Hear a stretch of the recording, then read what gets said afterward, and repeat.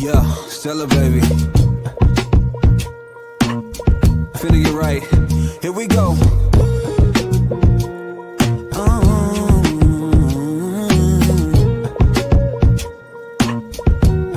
Yeah, listen. I ain't really tryna hold too much pride. Feeling like Michael, how I beat those odds. Yeah. Welcome to Unapologetically Divorced. So we do not just talk about relationships here. We talk about divorcing every area of your life that is holding you back, that is no longer serving you in this season. And today we're going to talk about the beauty of saying no. How do we say no without feeling the need to give an explanation? Saying no to others often means saying yes to yourself.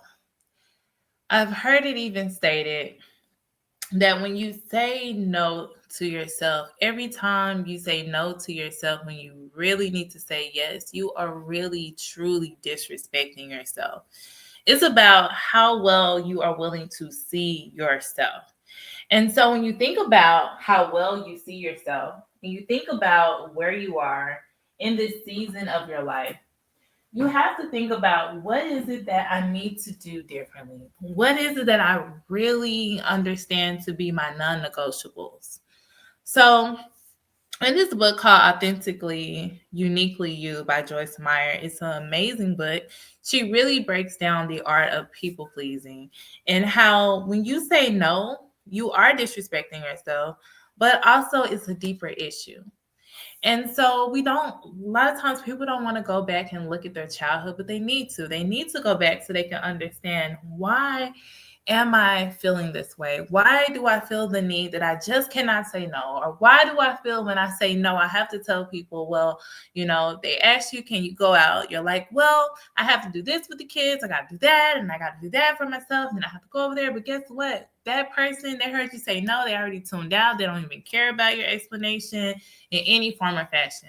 And so it's just important to really, truly do the work to understand, hey, this is where I am right now. And in this season of my life, I just can't. And it's okay to just say no.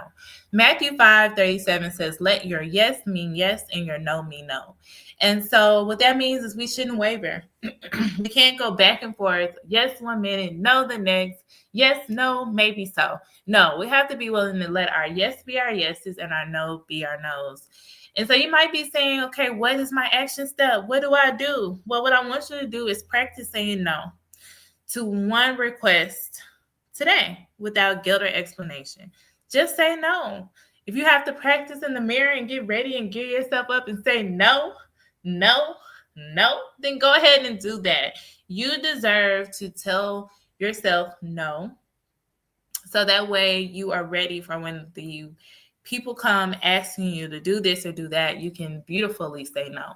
And so this is what it's about. Practice saying no to one request today without guilt or explanation.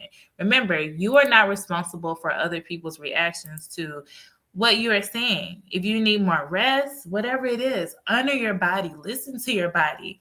Say no. Do the things that you really need to do for you, so that way you can be the best version of yourself. Okay? So say no.